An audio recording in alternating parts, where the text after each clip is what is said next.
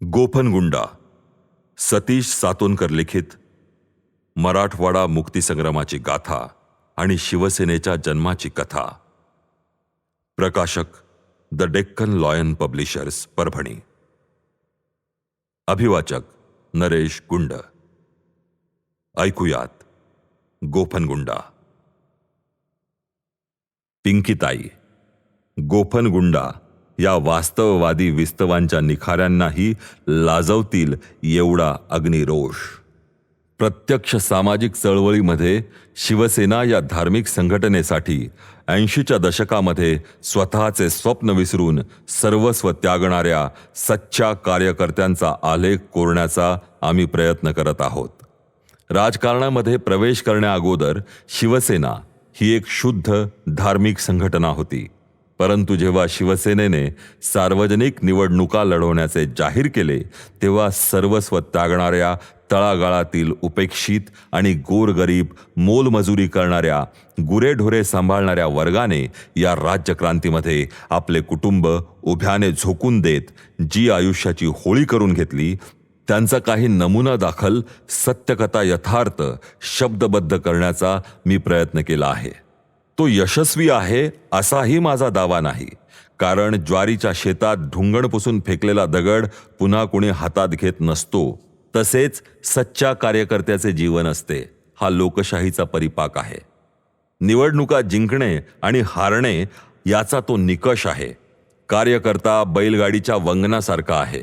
तो बैलगाडीला नळा म्हणून हवा आहे. त्यात एक लांब तार लावून चाणाक्ष राजनेता हाताला वंगण लागू देत नाही आणि स्वतःचा राजरथ निर्धोक धावावा म्हणून कार्यकर्ता नावाची चिंधी कार्यकर्त्याच्याच काळ्या कुट्ट रक्तामध्ये बुडवून तो आपल्या रथाला वंगण करत असतो. अंगाला डाग लागू नये याची तो पुरेपूर काळजी घेत असतो. कार्यकर्ता असाच वंगणासारखा असतो. सगळ्यांनाच हवासा असतो. प्रत्यक्ष तथाकथित राजकीय चळवळीच्या अपयशाचे वंगण तोंडावर लावून घेण्यासाठी राजकारणाच्या सरकशीतील विदूषक म्हणून हवा असतो. शिवाय हे सर्व घडत असते बिनभोबाट. राजकारणातील निवडणुकांचे निष्कलंक विजयाचे गणित राजकीय पक्षांना हवे असते, परंतु कार्यकर्त्याच्या बळावर, पोटाला ओला कपडा बांधून लढणाऱ्या फौजेच्या बळावर राजकीय पक्ष सत्ता हस्तगत करतात. विजय मिळवला म्हणजे विरोधकाला पराजित व्हावे लागते. ग्रामीण भागामध्ये आजही राजकीय विरोधकांना संपवण्याचे अनंत प्रकार आहेत. त्याची दाद किंवा फिर्याद कधीच होत नाही. प्रस्थापित व्यवस्थेला धक्का देणाऱ्या परिवर्तनशील कार्यकर्त्याचा व्यवस्थित काटा काढण्यात येतो आणि मग येथून सुरुवात होते त्याच्या उरल्या सुरल्या कुटुंबाची कुतरओढ आणि त्यातच संपलेल्या कुटुंबामध्ये एकच मुलगी शिल्लक राहते. काय ही व्यवस्था? तिची काय अवस्था करते ही व्यवस्था? कुठल्या स्तराला नेऊन ठेवते? हा राजकीय सुडाचा प्रवास घरी पीठ खायला नसलेल्या भिकारचोटांनी आमच्या विरोधात राजकारण केले काय? अशा कार्यकर्त्यांच्या आया बहिणी आम्ही धंद्यावर बसवल्याचा आमचा इतिहास आहे. असाच एक झुंजार शिवसैनिक कार्यकर्ता अत्यंत गरीब परिस्थितीत जन्मला. कष्टाची भाकरी खाऊन स्वाभिमान बाळगणारा वंदनीय बाळासाहेब ठाकरेंचा शिवसैनिक या कार्यकर्त्याला निवडणुकीच्या पराजयानंतर राजकीय विरोधकांनी होळीच्या दिवशी गावाच्या तलावात बुडवून मारला. सखाराम हे काल्पनिक नाव. पिंकीचा मोठा भाऊ. 2 बहिणींचे अगोदरच लग्न झाले होते.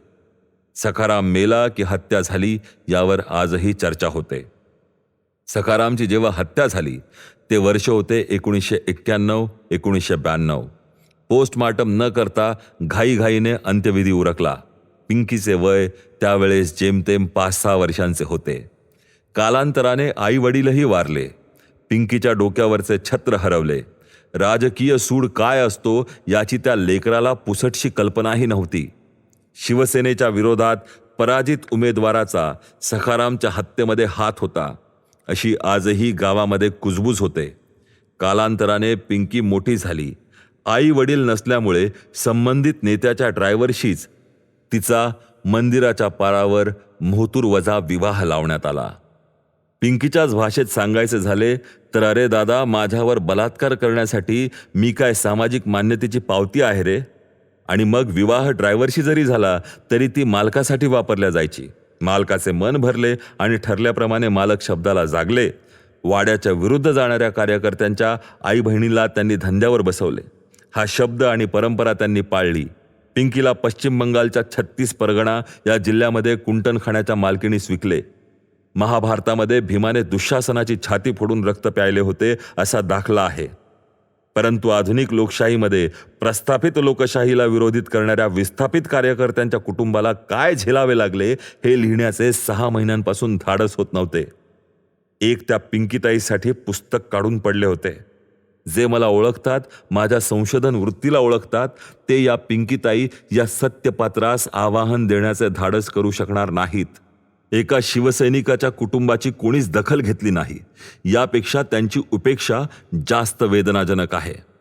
पुढे शोध करत करत पिंकीताईला शोधून काढण्यासाठी 7,000 किलोमीटर फिरावे लागले. वेदना आणि वेदनेची दाहकता, त्याची तीव्रता मला शांत बसू देत नव्हती. कोणाला आवडो न आवडो, परंतु हे सत्य मी नाही मांडले तर तो माझा स्वतःशी मी केलेला अप्रामाणिकपणा असेल. ती ज्या वेश्यावस्तीत राहायची तिला ओळखण्याचे एकच साधन होते. हातावर बालपणी गावच्या जत्रेत गोंदलेला वंदनीय शिवसेना प्रमुखांचा फोटो. भगवा ध्वज आणि गर्व से कहो हम हिंदू है हे शिवसेनेचे घोषवाक्य. त्याचबरोबर शिवसेना हे 4 शब्द ठळक अक्षरात गोंदलेले. खबऱ्याला मागेल तेवढे पैसे देत राहिलो. त्याने वर्षभरानंतर पिंकीताईपर्यंत पोचवले. पैशाचा मोह माणसाला कोठे नेऊन ठेवतो. खबऱ्याने बोललेले 2 वाक्य आजही माझ्या डोक्यात फिरत राहतात. साहेब, सख्या माझ्या वनीच वाड्यावरच्या मालकासमोर लवून नमून राहिला असता तर पंचायत समिती जिल्हा परिषदला निवडून आला असता आणि पुरीचं बी भलं झालं असतं. एवढं वाटोळं झालं नसतं. मालक ते मालकच की. आणि आता बघा तर, आमच्या मालकाचंच नातू तुमचा आमदार झालं का नाही. म्हणून म्हणतो साहेब, सख्या येडा होता. शिवसेनेनं भूतानं त्याला काय दिलं? बहीण हा डळून होऊन बसली की नाही. आता 100 पिढ्या ती माणसात येऊ शकत नाही. खरंच आहे त्याचं म्हणणं. काही अंशी खरंच होतं. खबऱ्याला बरोबर घेत पश्चिम बंगालच्या 36 परगण्यातील वेश्यावस्तीमध्ये पोचल्यावर खबऱ्याने पिंकीताईची ओळख पटवली. तिच्या उजव्या हाताला कपड्याने बांधले होते. ताई, तुला मार लागला का असे विचारले असता मराठीत बोलू नका असा आग्रह केला. तेव्हा तिने हातावरचा कपडा सरकवत वंदनीय शिवसेना प्रमुखांचा गोंदलेला चेहरा, गर्व से कहो हम हिंदू है, शिवसेना हे 4 शब्द आणि भगवा ध्वज पाहिला की विशिष्ट जाती धर्माचे लोक, अरे वो शिवसेना की बेटी है ना, उसका दाम दुगना दूंगा असे करत करत दिवसाकाठी मला 5-5 गिराईक करावे लागतात. मानानं तर मी केव्हाच मरून गेलीये. शरीरानं तिळतिळ रोज मरते बरं का. मालकाच्या आणि माझ्या भावाच्या राजकीय भांडणामध्ये माझ्या जीवनाचं महाभारत झालं रे. महाभारतामध्ये माता द्रौपदीच्या वस्त्रहरणामध्ये स्वतः भगवंत मदतीला आले होते, परंतु माझ्या भावाने परिवर्तनाची सुरू केलेली लढाई आणि त्याचा अंत माझ्या वस्त्रहरणाने झाला. दादा, तूच सांग, माझे वस्त्रहरण रोकायला कुणीच का नाही राहिलं? कारण देवही राजा महाराजा धनिकांच्या मदतीला जात असावा. म्हणूनच कदाचित आमच्यासारख्या फाटक्या गरिबांकडे लक्ष देण्यास कोणास वेळ नसावा. लगबगीने हात धरत त्या बदनाम चाळीतील एका छोटूशा देवळाकडे ती मला ओढत नेत होती. तेव्हा मला आठवली ती 6 वर्षांची इवलीशी पिंकी. फक्त जागा आणि संदर्भ वेगळा होता. शब्द आपला अर्थ हरवून बसले होते. लगबगीने त्या देवळाकडे मला घेऊन गेली. आतून थोडासा उंची कमी असलेला पुजारी प्रसाद हातात देऊन म्हणाला, इस बच्ची का भगवान तो बाळासाहेब ठाकरे हैं, आइए. असं म्हणत त्याने गर्भगृहातील देवाच्या बाजूस लावलेली वंदनीय शिवसेना प्रमुखांची तस्वीर आणि त्यासमोर जळणारा तेलाचा दिवा आणि साहेबांच्या फोटोवर लावलेला भगवा झेंडा, साहब ये महीने में 5 लीटर दिए का मीठा तेल हर एक तारीख को लाकर देती है, हर महीने में भगवा ध्वज लाकर लगाती है. सर कमाल तो देखिए, उसने बाला साहब के ऊपर एक आरती लिखी है. वो इस हालत में भी बाला साहब को हिंदुओं का मसीहा मानती है. उनका पठन करते थकती नहीं. कभी कभी ये कहती है, काश मुझे 10 भाई होते तो मैं 10 भाई कुर्बान कर देती शिवसेना नाम के 4 शब्दों पर. हे शब्द ऐकून डोळ्यातून अश्रू केव्हा गळून गेले कळलं नाही. शरीर लाही लाही तर कान गरम होऊन कानठळ्या बसल्या होत्या.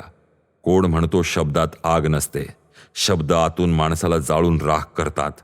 मी मात्र षंढासारखा आपले षंढत्व मान्य करत आपल्या लहान बहिणीस फरशी सलाम करून निघून गेलो.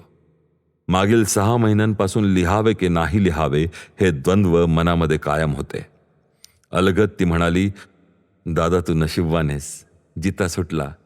हे म्हणत असताना पिंकीताईच्या आवाजामध्ये कणखरपणा होता. असला भयानक अपमानजनक हीन दर्जाचा वनवास भोगत असताना तिचा आत्मा शुद्ध आणि शुद्ध हिंदूच होता. पिंकीताई हळूच मला म्हणाली, अरे ज्यांच्यासाठी दादा मेला त्या खासदार आमदारांनी पक्षांतर केलं आणि ज्याने शिवसेना आणली त्या रावते साहेबांनाही धोका दिला. वंदनीय शिवसेना प्रमुखांना वेदना दिल्या. खरं सांगू, जगण्याची इच्छा होत नाही. तुला स्त्रीचं दुःख कळणार नाही, त्यासाठी स्त्री व्हावं लागतं. इथे येणारा प्रत्येकजण स्वतःला नर समजतो आणि आमच्याकडे उपभोग्य वस्तू म्हणून पाहतो. असो, माझ्या सखादादाने सत्यासाठी, परिवर्तनासाठी, शिवसेनेच्या 80% समाजकारण आणि 20% राजकारण या बहुआयामी वचनासाठी आत्मबलिदान दिले. दादा खूप काही बोलावंसं वाटतंय. इथं बोलायलाही मर्यादा आहे, कारण आमची मालकीन बांगलादेशी आहे. मी माझ्याच देशात विस्थापित आहे, तर शत्रू राष्ट्राची परदेशी बाई या देशात आमची मालकीन आहे. यावरून आता मला सामाजिक रचना आणि राजकारणाच्या खऱ्या चेहऱ्याची ओळख होऊ लागली आहे. आम्ही देऊ केलेली मदत नम्रपणे नाकारली. हातात राखीचा एक दोरा बांधून 2 शब्द म्हणाली, माझी कथा सांग, सत्य सांग. मला कोणाबद्दलच रोष नाही, द्वेष नाही. दोष आहे तो आमच्या नशिबाचा. माझ्यापेक्षा खूप खूप लहान असणाऱ्या पिंकूताईच्या पायावर डोकं ठेवत आपला खुजेपणा, नम्रपणा मान्य करत खऱ्या अर्थानं ते मला घडलेलं महाकालीचं दर्शन होतं. सखाराम आणि पिंकूताई ही काल्पनिक नावं वापरण्यात आली आहेत. या पात्रांची खरी नावं उघड केल्यास महाराष्ट्रात सामाजिक वादळ उठू शकते. तसे होऊ नये, हिंदू धर्मामध्ये दुफळी माजू नये म्हणून पिंकीताईनेच काल्पनिक नाव देण्याचा आदेश दिला आणि तिच्या आदेशाचं पालन करण्याचा मी प्रयत्न केला आहे. बरेच लिहायचे होते, परंतु मर्यादा पाळल्या आहेत. जिथे शब्दच मुके झाले तिथे काय लिहावे. अशा या भगिनीस एक सामान्य शिवसैनिक दंडवत घालतो. धन्य ती निष्ठा, धन्य ती माऊली. आत्ता आपण ऐकलत सतीश सातोनकर लिखित द डेक्कन लॉयन पब्लिशर्स प्रकाशित गोफनगुंडा, नरेश गुंड यांच्या आवाजात.